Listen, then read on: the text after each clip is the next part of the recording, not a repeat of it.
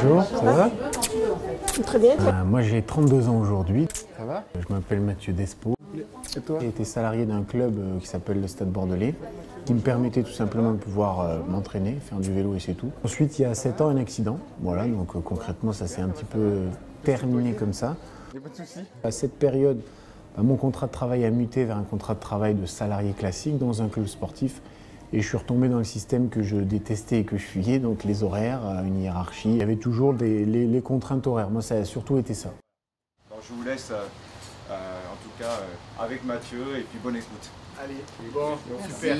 Je suis distributeur depuis 6 ans. Quand j'ai démarré ce type d'activité, il n'y avait aucune raison de croire en moi. Ça, c'est important parce que dans un système classique professionnel, on prend en compte le niveau d'études ou on prend en compte quelque part la capacité financière des gens pour accorder de la crédibilité.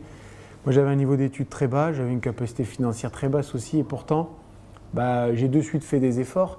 Et par contre, j'ai tout de suite été encadré par des gens qui ont été d'une gentillesse et d'une bienveillance assez incroyable et qui défendaient des valeurs et une éthique dans lesquelles je me reconnaissais. Pour moi, il y avait 2 types de possibilités au niveau professionnel.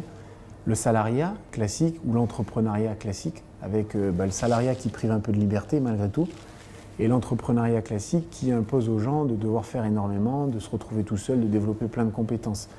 Et là, moi, ce type de métier, ce que j'ai apprécié dès le début, c'est que j'ai compris qu'il y avait eu un mariage entre ces 2 mondes, où on se retrouve, nous, aujourd'hui, encadré comme un salarié et libre comme un entrepreneur. À partir du moment où les gens se forment et font ce qu'il faut, notre rôle, c'est de leur donner du temps pour discuter avec eux. Et si vous ne savez pas pourquoi vous les appelez, appelez-les quand même parce qu'ils vont certainement vous poser des questions.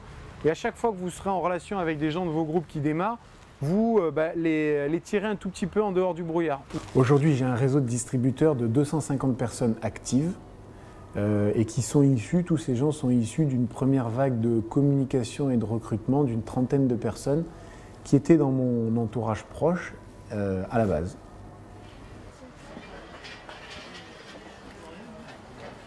Les écouter et puis leur permettre de voir les choses différemment et recentrer un petit peu leurs priorités justement sur des choses moi, qui me tiennent à cœur comme le fait d'être dans le plaisir, d'être dans la passion, d'être dans le partage, d'être dans l'entraide et de développer des relations humaines saines.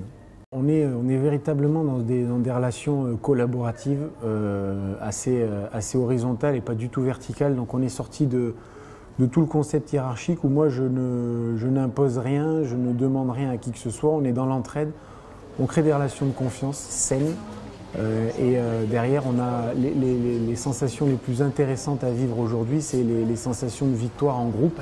Ce genre de métier met en lumière le côté positif des gens. Voilà.